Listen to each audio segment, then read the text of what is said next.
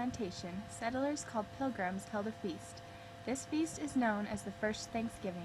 These Pilgrims had this feast to celebrate the successful growing season they had, with some help from Native Americans, such as one named Squanto.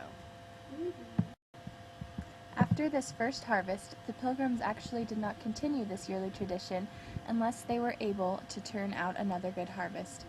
Then, during the American Revolution, the Continental Congress declared multiple days throughout the year to give thanks for specific things. The first of these Thanksgivings was in December of 1777, when the Americans defeated the British troops at Saratoga.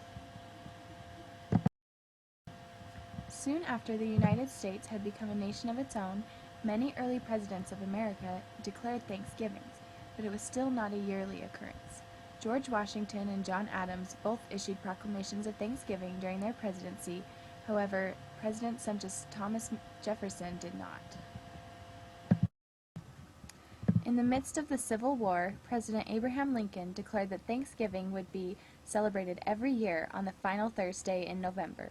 This was the first time Thanksgiving was established as a yearly celebration, and ever since 1863 we have celebrated Thanksgiving annually. After the Civil War ended, the country continued to celebrate Thanksgiving annually. However, different regions would celebrate in different ways. For example, in New England, people would have a raffle the day before Thanksgiving in which they gave away a turkey or a goose, which was cooked on Thanksgiving. Then Thanksgiving Day, they would have a shootout, go to church services, and eat a traditional feast. Franklin D. Roosevelt was president during the difficult years of the Great Depression. During his presidency, he changed the date of Thanksgiving from the last Thursday in November to the second to last Thursday in November. This change may seem minor, but the country was in the midst of a financial crisis at this time, and Roosevelt thought that if the Christmas season were to be lengthened a bit, then people would spend more money and would stimulate the economy more. In 1941, both houses of Congress passed a law stating that Thanksgiving was to be held on the fourth Thursday in November. This date was determined since some years the fourth Thursday is the last Thursday in November, and some years it is the second to last.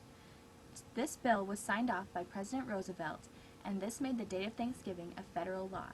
Today, we still celebrate Thanksgiving on the fourth Thursday in November. It is a time of family togetherness and remembrance for all of our many blessings.